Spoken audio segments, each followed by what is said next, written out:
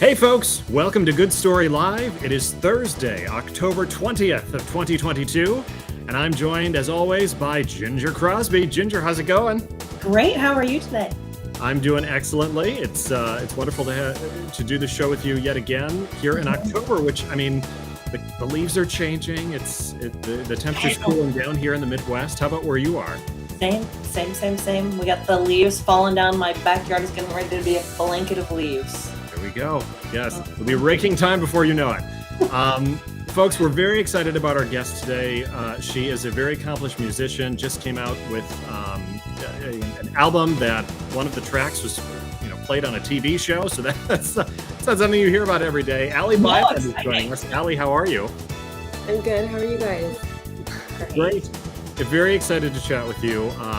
Excited to talk about your album Gray, as well as some of the touring that you've done. And one of your songs ended up on a TV show. Like, we want to find out, how did that happen? So stay tuned. We'll put you back in the green room, and we'll chat in a couple minutes, all right?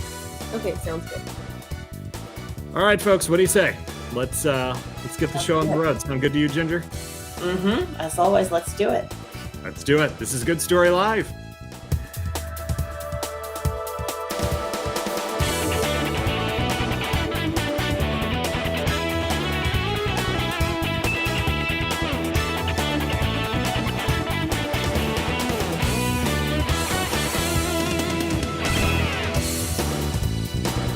Hey folks, good morning, good afternoon, whatever time it is, wherever you are. We're always glad to have you on board right here on Good Story Live. Right, Ginger? Good Story Live is the show. Yes, absolutely. How are things? I only get to talk to you once a week, so now's the time for us to catch up on all the things that we've missed each other's week. So I know I've got a couple of things to update you on. Oh, okay. Yeah. A couple of things. Okay. So, I know I mentioned to you, and I think we mentioned a couple episodes back now, that I went down to Florida. I didn't mention that I went down to Florida. I did go down to Florida after Hurricane Ian because my family lives where Ian directly made a hit. So I'm getting back from that and getting reacclimated to life.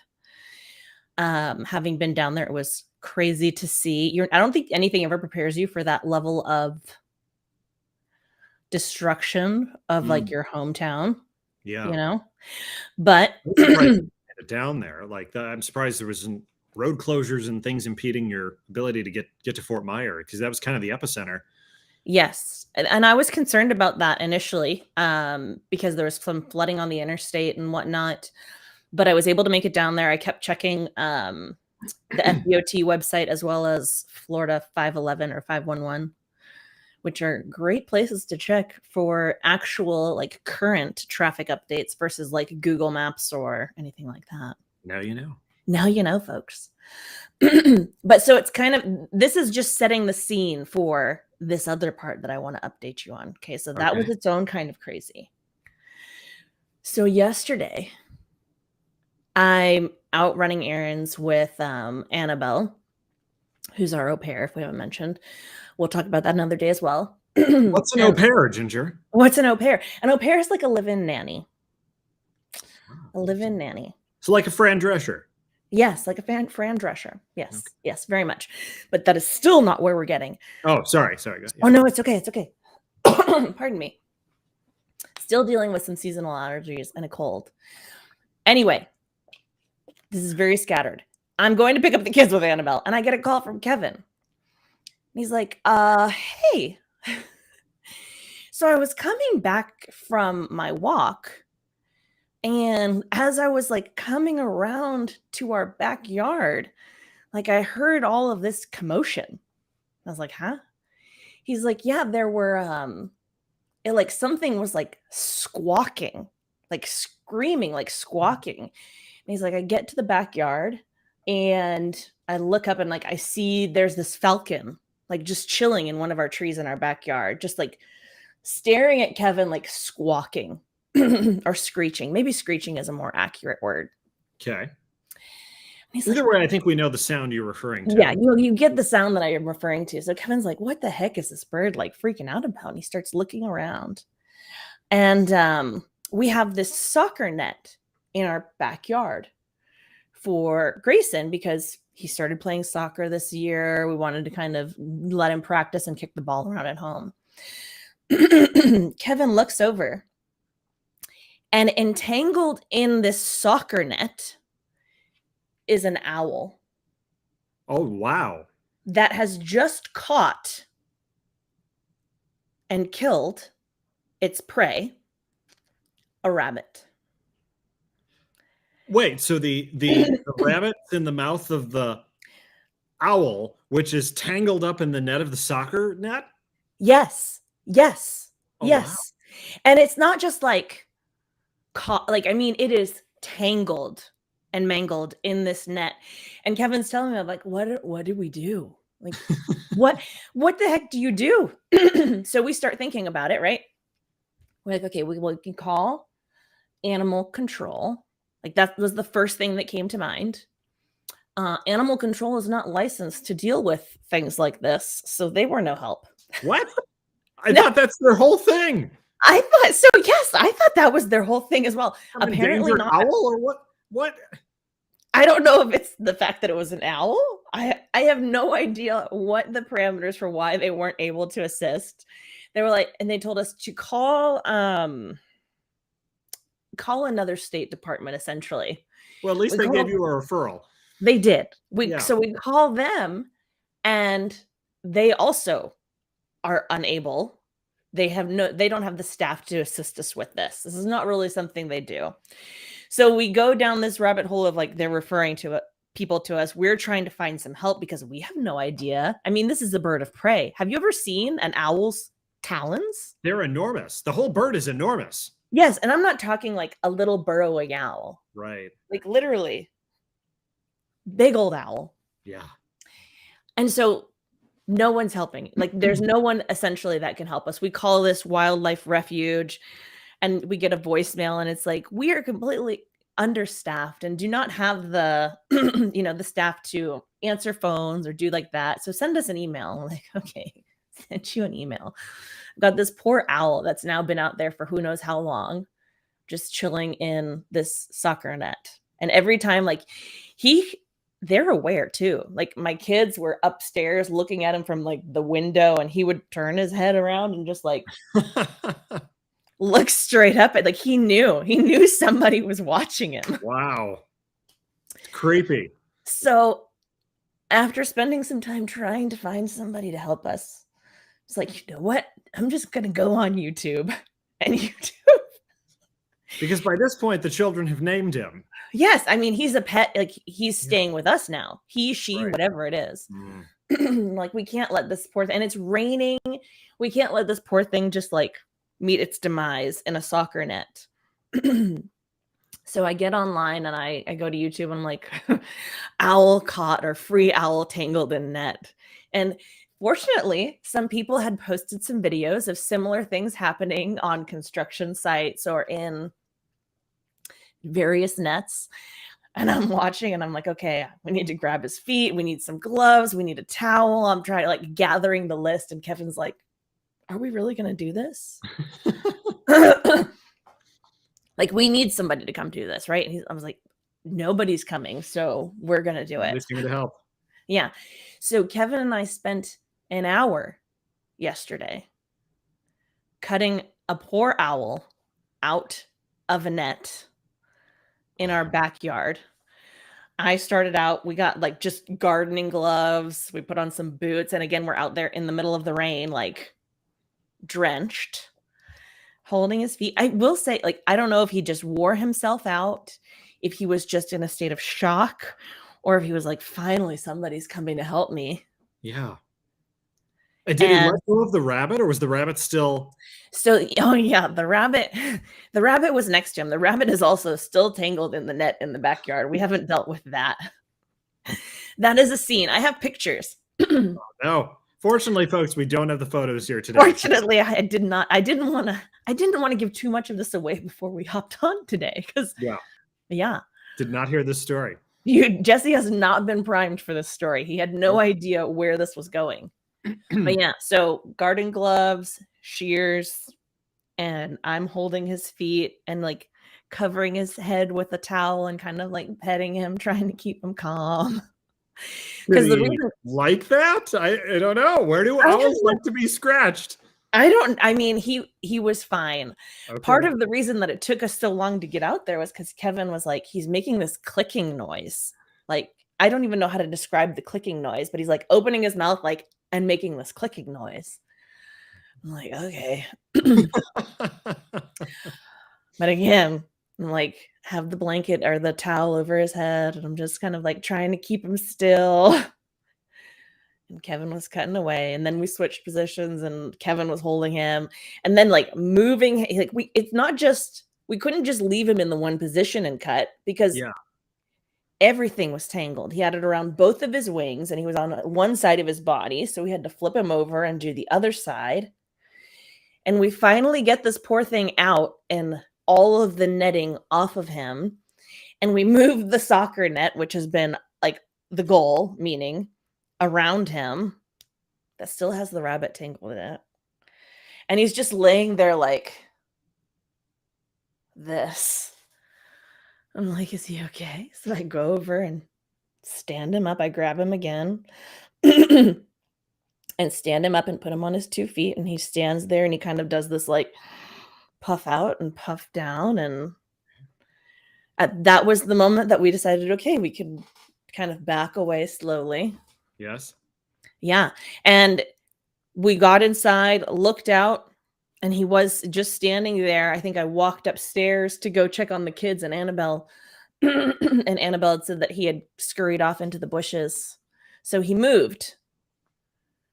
He moved. Did he leave the prey? Oh, Which yeah. is still, yeah. It's still back there. Oh, no.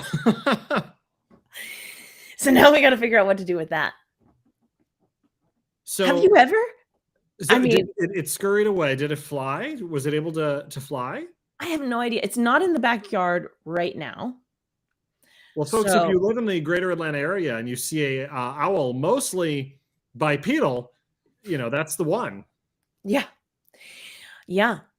Or if you ever need help, Google. If you ever find yourself in this situation, YouTube is a wonderful resource because trying to find help is near impossible. I've never had that happen before. So that is a new experience for you to share with me. And it's good to know in case I ever find myself in that situation. Yeah. Huh. What are you? Not what you're expecting. You're quite right? brave. Hoping not to get poked or pecked or scratched. Oh yeah, because the entire time, I mean, he's sitting there going like, with his like, and they have a very like hooked, sharp. I mean, the rabbit tells the story of what what could have happened. You said you stood this thing up. Was it you got to like the full weight of it? How heavy are they? They're not as heavy as my child. Yes, I figured that. They're not as heavy. I would say under 10 pounds. Okay. Still though. Yeah, under 10 pounds. But I mean, like they're fluffy. Okay. Like, I feel like that was my hands around him. I was just like, let's set you up. Man, I wish I could have seen that. I wish Even somebody going in the house, Googling big freaking owl caught in a net. Google. Big freaking owl. How do I get him out? Yes. Who can help? Because the answer to that, folks, is nobody. Nobody's coming to help you. Nope. You got to figure it out. You got to put on your big girl pants. Did they tell you why? Was it the owl or this? They don't do net stuff. I have, truthfully, I have no idea. Kevin my husband is the one that Colin spoke with, was calling around because he's the one that found it. He was in the room. He had heard some commotion going on earlier in the day and walked out. I don't know if he missed it when he walked out because he walked right by it to go for his walk. And then I don't know if the hawk was like, hey, my buddy's stuck. Can you get him out? Or, hey, can you move this guy so I can get to the rabbit? Yes. Oh my gosh. Fascinating. Not what I was expecting to come home to. No. But I'm, very impressed. You handled it admirably, you and Kevin, and thanks. You didn't just leave the owl out there hanging. No, I couldn't. The poor thing. He would have been looking up at me while I was sitting in the living room, just like. Yeah. I've never seen an owl so big. Well, the kids will for sure ask you about that, down the road. They'll be, whatever happened to that owl, Mom? Oh yeah, Grayson was like, I don't know that. I think Clara was napping at this point, but Grayson was invested. He was like, "What's going on, Mom?" He looked at me. He ran down before we had gone outside while I was in the middle of YouTubing what to do. He came running down. He's like, "Mom, the owl looked at me." At the window, he saw me, and he did. Now you got to get a big cage, move them into the house. No. Well, so that's the other thing. I was calling friends last night. I was like, hey, that I know have cats. I'm like thinking worst case scenario if this thing is still in my yard today. I was like, well, I guess I'll try and wrangle it again and bring it in a kitty crate to some sort of vet or wildlife rescue. Fascinating. Yeah. Well, that is a living in the story. South, huh? Thanks for sharing that story, Ginger. I have no such story to share. I've never had a bird trapped in any net, but I will call you as soon as that happens. I'll walk you through it. I'll send you the links to the videos. Nice. That's great. That's great. It's always nice when some calamity happens to someone else first, and then they make a YouTube video about it. You're like, all right, let's just watch this. Skip the ad. Keep watching. Seriously, thank goodness. Thank goodness for that. All right. Well, there you go. That is the story of the morning from your own Ginger Crosby there. We have a fantastic guest waiting in the wings for us. Alie Byland is here, folks. She is a musician, and she's come out with a few albums, and one of the tracks from that album is now on a TV show. So we'll ask her about that and a host of other things. We're excited to chat with her. So we're going to go to a break. We'll be back in a few minutes. Ginger, does that sound good to you? Sounds fabulous. All right, folks, stay with us. We'll keep an eye out for owls, and you do your thing. You're watching Good Story Live.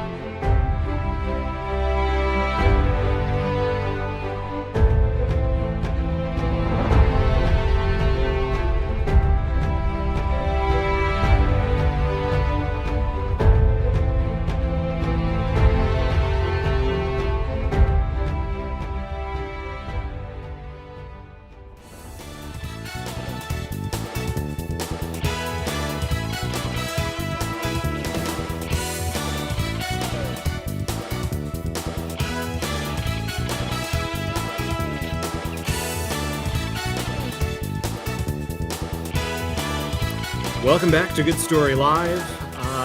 Ginger, it's time. It's time to bring out our guest. Yes, I'm so excited to talk to Alie.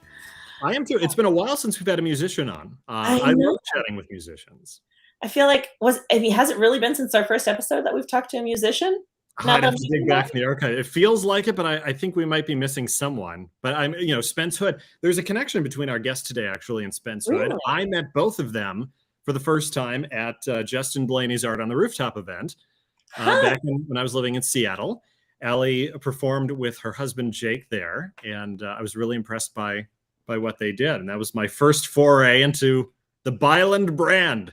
Wow. Yeah. Look at how many connections have come from Art on the Rooftop. Art on the Rooftop. Everyone needs to have their own Art on the Rooftop for sure. I want my own Art on the Rooftop. Right there in Atlanta, ready to go.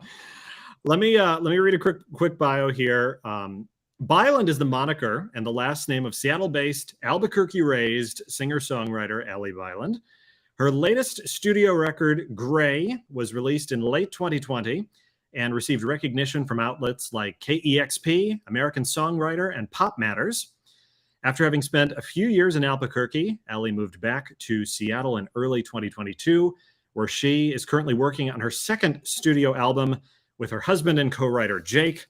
And we're going to have to ask her about that because I'm always curious about, spouses who are also collaborators on projects, because that's just got to be a very interesting collaboration. Join us in welcoming Alie Byland to Good Story Live. How are you, Alie? I'm good. Good morning. It's early where you are right now, isn't it?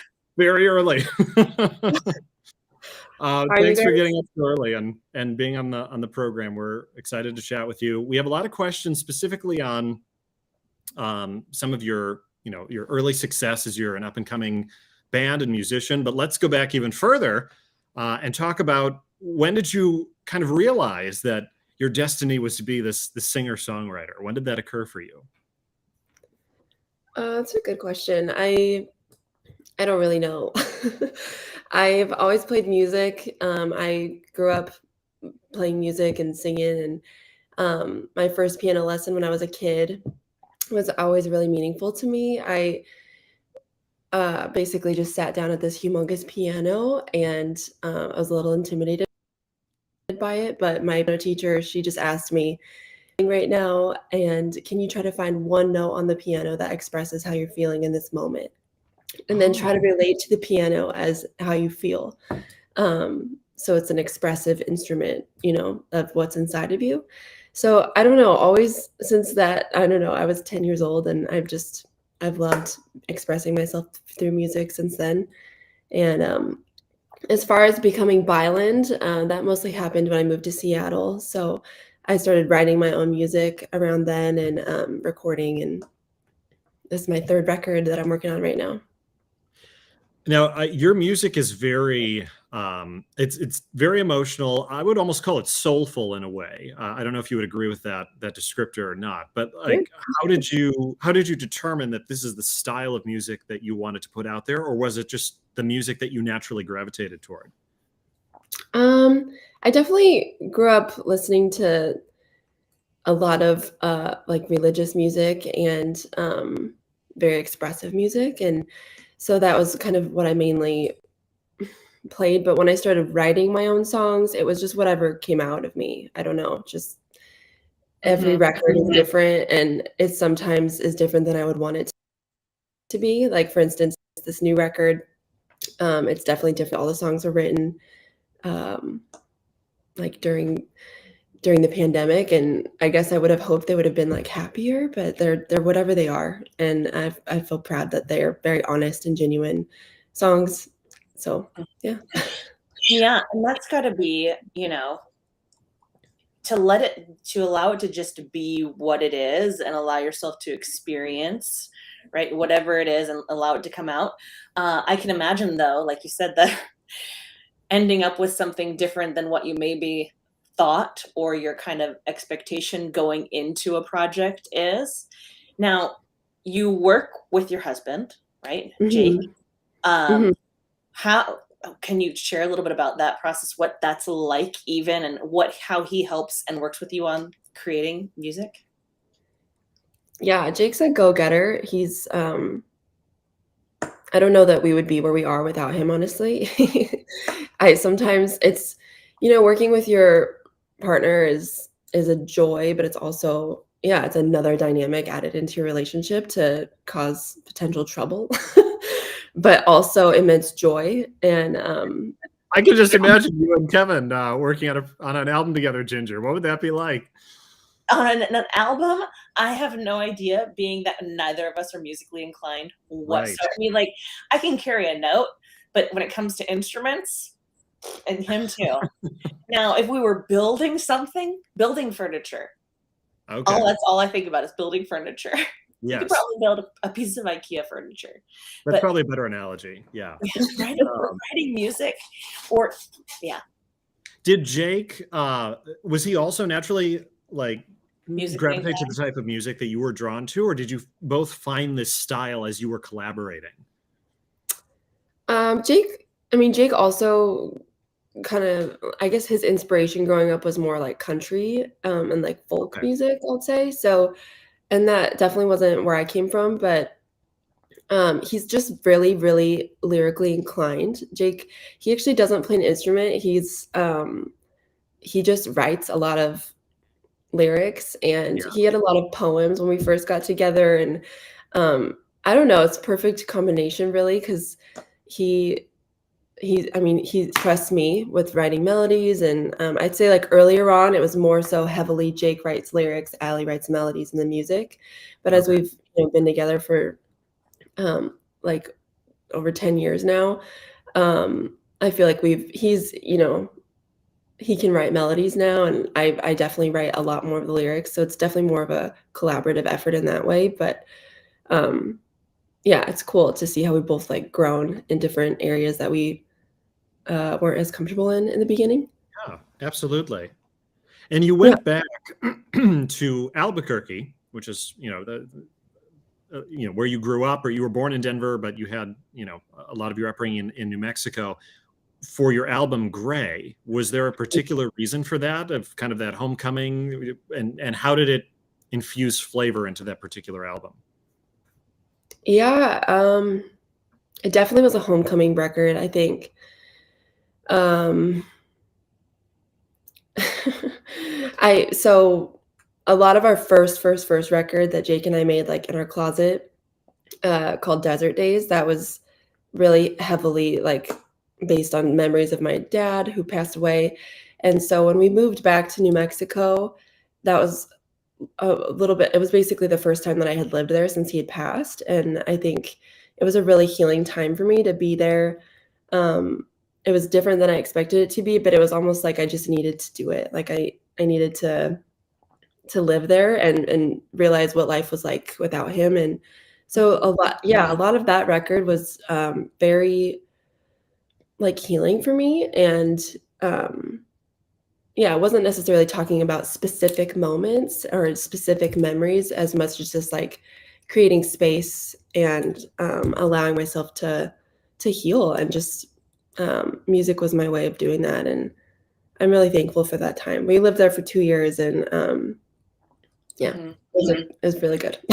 Yeah, I listened to your song Mother, right, before we hopped on this interview, and that's one of the things that just listening to that song, it just felt like Jesse said, so soulful, and like it's the type of song that I feel like somebody's going to find it in a moment when they need it, and it's going to serve a purpose for somebody that's had some sort of experience. If you know what I mean, you know what I mean. If you don't, that's totally fine too. That song, right, was also recently featured or played in The Cleaning Lady. Mm-hmm. What was that experience like for you guys? And was that the first time that something like that has ever happened? Can you share a little bit about that? Yeah, it was really wild, really it was awesome. We knew about it a little beforehand, but it wasn't for sure. And so we were just kind of hoping that it would happen. But we have a licensing like deal with a company called Mother West, and they work with Penn Music Group. And so essentially like how that works is you kind of like sign over your catalog of music, and they pitch it to different music supervisors. And yeah, they're really kind. They like our music, and so I'm glad it worked out. It was really crazy though. We watched the show. We kind of binged like the first season, and then we're so excited when our episode came out. But it's a wild show, and I'm honored to be a part of it. Yeah, I can imagine. Again, and just like thinking about the feeling of like sitting down in your living room, bedroom, wherever you're watching the show, and hearing this song play on national television has got to be somewhat surreal. It was. My father-in-law, he's so sweet. We were all watching it, and we opened up a nice bottle of wine, and at the end, he's looking up like how many people on, how many people watch the show. And, like, Nice. he's like, there were over, I don't even know if these numbers are accurate, but like 2.5 million people watched that and heard your song. And we were crying. Like, it was really a moment. Like, I think when you're in the music industry, like, a lot of it is just like the grind of it, and a lot of it is just pushing and trying to keep going. So when something like that happens, like, it just is really it just kind of gives you a boost. Like, we're doing this for a reason, and our music is connecting with people. What we're doing does matter. So it kind of helped you keep going a little bit. Absolutely. That's awesome. Can you describe a little more about your songwriting process? Because I know it is collaborative, and sometimes your husband takes a greater role on some songs, and sometimes you take a greater role. But especially when you're waiting for inspiration, how does inspiration come for you? And does it, like, do the words come first? Does the music come first? How do you know how to pair these things together? Are they just floating around in the air? Yeah, I'll just say, like, it's really different for different songs, but on Mother specifically, I'm trying to remember when exactly I wrote that. It was obviously, my mother and I have a great relationship, and I wrote that after we had gotten into a fight. Like, Oh, wow. yeah, so it was just, like, really raw in the moment, exactly how I was feeling. And I would like to say, like, that's a lot of songs. Like, most of Yeah. those songs aren't how I feel 100% of the time. They're just me kind of, yeah, I guess, like, when I'm feeling especially a certain way, after an experience or whatever, I just can tell, like, ooh, I should sit down and write right now. So lots of times that's like some sort of melody, and it's usually on my guitar. And the lyrics come very, very, very slowly for me. Um, and so I'll kind of sit there, I don't know, maybe for like an hour or something, and then I'll show those songs to Jake, and he'll usually have a million ideas. And yeah, I mean, sometimes we'll finish that night, or sometimes it sits there and we can't finish it. Like, there's one song right now that have rewritten, I don't know, like 100 times, and yeah, it's different every time. That'll be your next hit. That'll be the one that that Hopefully. takes. I can imagine, like, thinking about that and thinking about the different experiences of writing, right? From Jesse, who writes novels as an author, to writing music and poetry, right? Mhm. I can see how it would be born more from experiences that you have, and it kind of Yeah. comes in waves almost, Mhm. which again is just fascinating. And I love that you guys it's wonderful that you have that relationship with your husband to where you have that vulnerability and you can share those with him, and he can then take it and kind of, like you said, run with it, and see where he can help kind of bring some expansion and make it grow. That's Yeah. awesome. Well, and I'll just say too, like, at that point, usually once we have a kind of a complete song, an idea, we bring it to our producer, and that's when it kind of gets super fun. Like, yeah, when in the studio, like, we bring, for that one, we brought like, I think a couple of people in, and they played guest. I can't remember exactly who played on that song, but yeah, like, Nate played the electric guitar, and Nate played drums. I played piano, and so yeah, it's fun to hear it come alive for sure. Now, we've asked this of other creatives as well, be that artists, musicians, but do you experience yourself writer's block, be that with writing the melodies or writing the lyrics? And how do you, as an artist, move through that? Or what's your process for moving through creative block? I mean, for me, I kind of view it like this is as my job. Like, and I'm, like, super thankful that I can create music for my job. And yeah, like in any other job, there's times where it's not as fun, and it's just kind of like working and getting through something. And it's the same for writing music. It really is. There's, like, fun parts that you're feeling really inspired, and it's fun, and And time goes by so fast. And then there's other times, yeah, definitely where you're just like, I have to write a lyric right now. And yeah, that's how it goes. So What's the name of your cat? Just I know, sorry. His name is Whiskey. Yeah. Whiskey. That is a great name for a cat, Ginger. That is a wonderful name for a cat. I immediately saw him and I was like, oh, look. I'm glad Whiskey made an appearance on Good Story. Yeah. Good. He's our little guy. Yeah, awesome. Everyone needs a little mascot for inspiration. I want to talk about how there are so many musicians and artists out there looking to build an audience. How have you and your husband built Byland into its kind of unique status that it is? How do you differentiate yourselves among all the other competing bands that are out there trying to capture listening ears? I think we try to take we view it as our job, and it's not a hobby really for us. Like, we want it to sustain us, moving forward. And so I don't know, we just view it as something that's, not a piece of our life, but a huge chunk of our life. So Yeah. I don't know. That question is tough because I do have immense respect for everyone around me. And I feel like I'm constantly learning from every musician, that every show I go to, it's like, oh gosh, they did that thing so well. Or wow, I loved how I love their merch, or I love, I feel like it's like we're all kind of inspiring and encouraging each other. And yeah, so I don't know. It's hard to see it as a competition. I don't really see it like that. I see it as just we're all inspired and passionate about what we're doing. And it's about the quality of what you're putting out there and the uniqueness of it, and it will naturally lend itself to finding the audience as time goes by.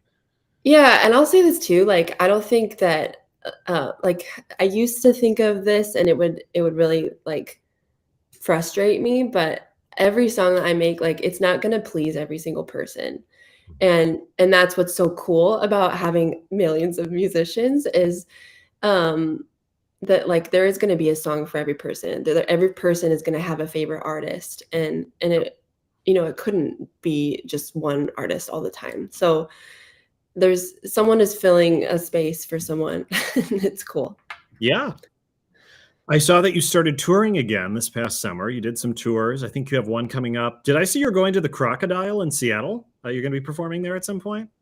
Yeah, I'm opening for a band called Deep Sea Diver in December, on December 16th. I've been to the Crocodile. Yes, when I lived there. I went to go see Dent May there, and that was a lot of fun. What was if you've toured before, I'd like to know about that, but kind of, I imagine there was a slowdown, a complete shutdown during COVID for in-person touring. What was it like to kind of get that mechanism going again? Well, we put out our record Gray in 2020, and we didn't know, when we would be able to play music again, as far as a tour goes. And a lot of our festival slots got canceled and postponed and all that. So we tried to plan our tour several times and then ended up just canceling them. So when I got the opportunity to tour with Deep Sea Diver, but I was actually just singing and playing percussion in their band. So it wasn't Byland touring. I was just a part of Deep Sea Diver. But yeah, so that was what I did this summer. I got to go on a few stints of that. Yeah, so it wasn't for Byland, but it was for Deep Sea Diver, and they're an amazing band. It was super awesome. Very nice. Are you one of those artists I've met? Are you one of those artists that loves getting in front? Do you like the performance, or are you more into the actual creation? And where do you kind of find yourself really vibing? Do you know what I'm asking? Yeah. Do you like to perform on stage? Do you feel at home on stage? I do. Yeah, it's fun for me to it's exhilarating, and I used to get super, super nervous because I was like scared that it wasn't going to connect with people or whatever. Like there's a million fears that can go on. But now I just, I try to view it as like it's my joy to bring these songs to these people. And if they're there, they want to hear them. And I want to perform them as well as I can and just be as genuine as I can up there. So I really enjoy being up there. It's fun for me. And yeah, I do love being in the studio though. I would say like I'm maybe more comfortable in the studio sometimes.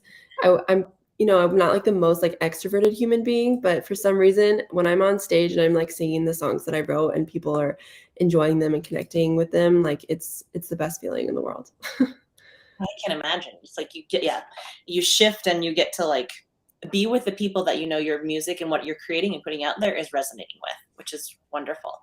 And I love going back to something that you said earlier, that you don't really feel this sense of like competition with other artists and musicians out there. You're all just kind of out there doing your own thing. Everybody's trying to do their own thing, right? And just create music and art that is going to connect with someone.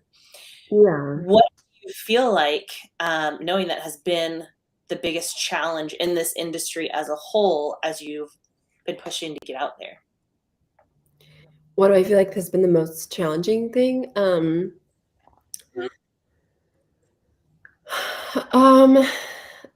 I would say just mostly my own brain. Like there's so much opportunity out there, and I think that you can psych yourself out by, like, well, I need to be right here. Like I need to have this many listeners on Spotify. I need to like you kind of in my own brain, I set these expectations for myself, and it just kind of takes the joy out of what you're doing. And what I've found is that there's like even getting on KEXP last, with Gray, Yeah. those were things that like I wish that I in hindsight believed that I would get anyways. Like I wish that I believed in myself more, and it wasn't so surprising when what you make is connecting with people. So I feel like that's like it's really just my own brain. People are they Isn't it want always? yeah, like they want music, they want they want to see you be successful. So yeah, I feel like I don't know if that answered your question. Oh, absolutely. And I would imagine that small successes and small moments of achievement help build confidence for the next thing, right? I mean, you're working on your third studio album right now, is that correct? Mhm. Yeah. Okay. Without giving away any spoilers, without telling us anything that you're not allowed to, can you share any details about this upcoming project? Yeah, it's going to be a full-length record, and it will be named something really amazing, and it will come out likely next year. I don't know. What? That's a politician's answer if I ever heard one. I can neither confirm nor deny that there's an album coming out. Yeah, well, we definitely will have one coming out, and Yes. I can't wait, honestly. And it'll have music, maybe some songs, maybe some meaning to it. That's great. I will be singing on it. Oh, Yes. good. Yeah. That's fantastic. Yeah, absolutely. We are working with our producer Nate Yacino, who he produced our record Gray. Mhm. So I can say that it will be in a similar vein, and hopefully even better. How long do you have an ETA of a release date at this point? Or I don't like a lot of it has to revolve around like vinyl. I'll say like just that's not like an exciting answer, but yeah, as soon as you get it mastered, like that's when it's go time, and it just really depends on like how long it takes to get vinyl printed. So I don't has know. that surprised you as much as anyone that vinyl has made such an amazing comeback? I mean, just taken over the market over CD and to a certain extent streaming. I mean, vinyl is really back. It's amazing. Yeah. I don't know. It's not surprising to me. I feel like our generation craves like authenticity and Mhm. like just stuff that feels old Yeah. and Tactile nature of yeah, the I don't know. grooves. Yeah, it's really cool. Like I'm glad that people are going back to stuff that's like physical and Yeah. that would last. So Well, and especially when it's laid on a track that, you know, you can hear it acoustically, or it's recorded in an analog form and not a digital form. It sounds that much more rich. And I don't know. You can tell that when they've taken a lot of care in putting an album together. So Mhm. Do both of that's- you have record players? I Do do. you you do? I just had to get a Mhm. new needle for my tone arm recently. So yes. I do not. I feel like I need to. I feel like I'm Get behind. with it, Ginger. Come on. it's a moment. Like I feel like what I love about having a record or, you know, like being a musician, you put out, you know, like a few singles and then maybe people will listen to the whole record. But if they buy your vinyl, like you know that they're going to listen to every song and they're going to experience it the way that you want them to. Yeah. And that's what's so fun about vinyl is, you know, it's like something that's very beautiful and tangible and lasts. And yeah, it takes up space. So it's like you have to go to your drawer and choose to listen to this record, and it takes time and effort. So yeah, I would recommend You're right. it. They're more like right. Yeah. Yeah, I'm gonna look into it.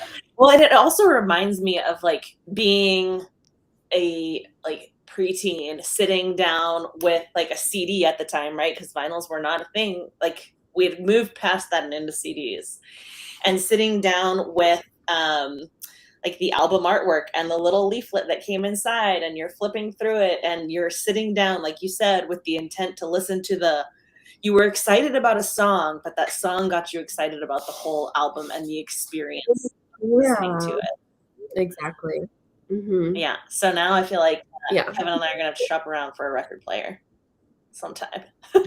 Yeah, I mean, they're all over Yeah. now. Like, just you can get one used on Facebook Marketplace. And then you can go to Half Price Books and get all the old vinyl that they have stocked up there. I've been adding to my collection for years. It's great fun. Mhm. And it creates, like you said, so much more of an experience. Like you have to be intentional about going, okay, like what record? I think of the Sex and the City reboot. Did either of you watch that? Oh, That's no. okay. Okay. But I think There's a point here. Hold on. There There's is a point coming. there is a point. And well, Big, like in that first episode, Carrie and Big, like they have this room and it's just a wall of shelving with all of these vinyls. And one of the rituals that they created for themselves during the pandemic, supposedly in the story of the show, is that they would cook dinner. She would start cooking dinner. He would go and pick out the record and put on the record that they were going to listen to for the night. And, Okay. you know, this Mhm. experience. Yeah. Great. Yeah, exactly. And if you're lazy, that same record will just like stay there, like for, you know, and every time, like my husband hates this, like if the record stops, like I won't flip it over. I'll just like push start again. And he's like, no, like you have to listen to the whole album. Side Like, B. first half was so Okay. good. Let's just listen to it again. I do that with Yeah, my well, just best of Frank Sinatra. It's been worn down too much on side A because they put too many of his hits on one side, and I'm just like, oh, let's do it again. let's do it again. I feel you. Yeah, that's Ginger.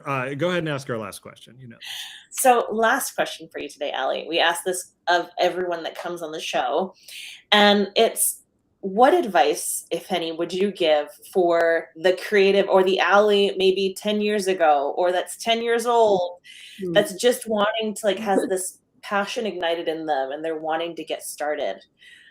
What advice would you give for the budding musician? Sit down at your piano and find one note that it helps express how you're feeling in that moment and keep doing that. That's how I started. Yeah. love it. I mean, what a perfect little we started there and that's where we end. Yes. Yeah. Or the guitar, I guess. The guitar is harder to play though, so you're gonna have to have a little patience. Oh yeah, you've got to actually know where the notes are. Like the piano, you've got a whole. They're laid out right in front of you. Mhm.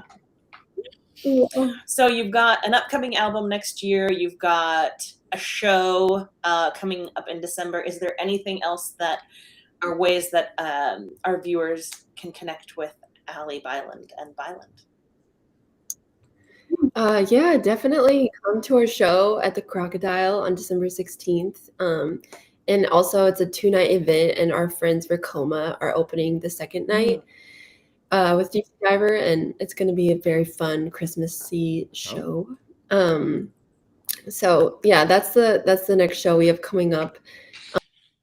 Go watch The Cleaning Lady on Hulu. Our song is on episode 4 of season 2. What else? You can follow us on Instagram, and it's just Byland Music, BYLAND. Perfect. Not by sea, but by land. Oh, I have quite a joke to be made. There we go. That's I'm trying to think of anything else. I don't know. I mean, as Spotify, I would say, check out on Spotify. yeah. She has a website. I will put all of the links to her socials, website, show dates in the description below, as well as over on goodstorylive.com. You can check it out in the show notes over there. This, if you didn't join us live, will also be available on YouTube and Facebook for as long as there is. Buy our vinyl. It's see-through yellow. It's beautiful. Oh, I love those. That's great. I love when they add some flourish to the vinyl. Can they buy that online or on your website, or where should they go to buy that? So I know the best way to support like any musician. If a musician has a band camp, they get way more money as the artist if you buy directly on Bandcamp. So Bandcamp. For any of you that like a musician, see if they have a Bandcamp, and that's a really good way to support them. So yeah, our vinyl's on our Bandcamp. Great to know. I didn't know that. I didn't either. So learn something new. Thank you. Words of Wisdom by Alie Byland. Yeah. Thanks for being on the show, Alie. We'll have you back again when your next album comes out, whenever that is. But we know it'll have you and your music, so that much we know. This has been great fun. Thanks so much for being on the program.